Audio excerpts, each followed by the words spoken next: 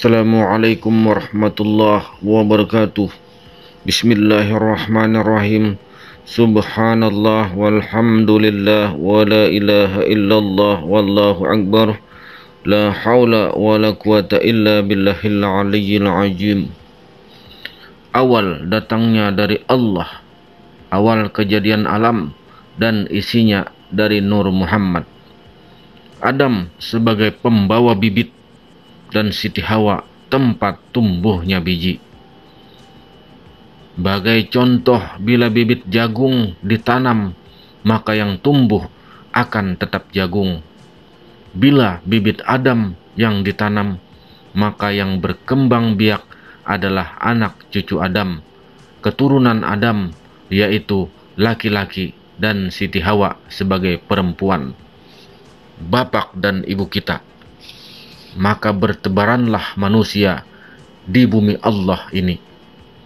Meskipun kita berbeda-beda suku dan bangsa dan berbeda-beda pulau tumpah darah, tapi asal kita tetap daripada yang satu, datangnya dari Allah Subhanahu wa ta'ala. Muhammad tempat yang dilalui. Bapak kita adalah tarekat Zahir, tempat pembawa biji, dan ibu sebagai tanahnya, tempat tumbuhnya biji, tempat pecahnya tauhid. Maka empat yang di atas adalah awal ludin ma'rifatullah, awal agama mengenal Allah. Maka sempurna agama itu bertiangkan yang empat, yaitu iman, Islam, tauhid, dan ma'rifat.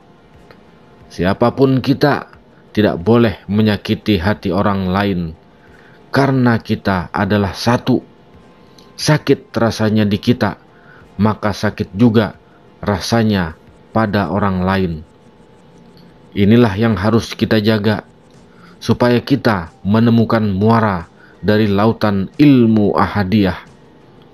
Sebagai kitab induk yang nyata tersusun lembar demi lembar pada diri, disinilah kita berguru kepada alam yang terkembang. Sedangkan Al-Quran yang diwahyukan Allah Subhanahu wa ta'ala kepada Nabi Muhammad sallallahu alaihi wasallam adalah penuntun atau pedoman petunjuk bagi manusia dunia dan akhirat. Wal awwalu wal akhiru, awalnya Muhammad, akhirnya Muhammad, yang menjadikan alam semesta dan isinya. Dan akhir Muhammad adalah penutup Nabi dan Rasul. Dengan ilmu kita bisa mengenal diri, dengan ilmu pula kita memagar diri, dan dengan ilmu kita membenahi diri, dengan ilmu pula kita bisa membela diri. Jika sudah nyata terbangkitnya Muhammad dalam diri kita sebagai perwujudan kelakuan yang terpuji, maka jangan ditinggalkan hukum syariat. Kerjakan yang fardu dan yang sunat. Tidak sempurna batin hakikat tanpa syariat. Dia harus seiring seperjalanan. Adapun kecintaan kepada sholat, supaya kita tergugah hatinya untuk mengerjakan yang fardu, maka cobalah mengamalkan amalan ini. Meskipun kita tidak bisa naik haji bagi yang tidak mampu, tapi secara hakikat batin sama juga kita sudah memi'rajkan di Mekah di dalam sholat. As-sholatul mi'rajul mu'minin. Salat itu adalah mi'rajnya orang-orang mukmin. Allah yang mengajarkan kepada manusia apa-apa yang tidak ia ketahui. Al-Alaq ayat 5. Wujud itu hanyalah sebagai perbendaharaan. Di dalam yang tersirat itu adanya suatu rahasia.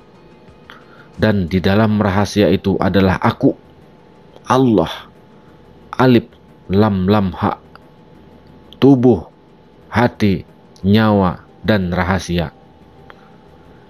Yang tersiratlah yang hakikatnya yang tersirat akan sulit untuk dinilai pada hakikatnya, karena ia tidak berbentuk dan tidak berwarna, juga tidak berhuruf dan tidak bersuara. Akan tetapi, dialah juga yang mewarnai segala kehidupan keseluruhannya. Dialah yang tersembunyi, yang mempunyai nilai yang tersangat-sangatlah tinggi. Dia mempunyai rahasia yang perlu dikaji dengan terperinci untuk membuktikan kebenaran di dalam kehidupan manusia dan makhluk-makhluk lainnya. Namun, mengapakah kita kurang memperhatikan adanya dirinya? Apakah karena ia tidak kelihatan? Apakah ia terpendam atau tersembunyi? Hingga kan kita keliru. Ketahuilah bahwa setiap segala sesuatu itu pada hakikatnya mempunyai rahasia yang tersirat, dan sememangnya mencarinya itu tidaklah semudah membicarakannya saja. Akan tetapi, hal ini perlulah dikaji dengan secara lebih teliti, terperinci, dan mendalam, karena ia adalah sumber ilmu dan perkara-perkara yang hak. Janganlah sesekali memandang remeh akan perihalnya yang tersirat itu. Janganlah kita selalu menganggap bahwa yang tersurat itu adalah lebih penting, bermutu yang benar, dan juga yang mewarnai segala kehidupan keseluruhannya. Pada hakikatnya, pandangan yang begitu adalah kurang tepat adanya.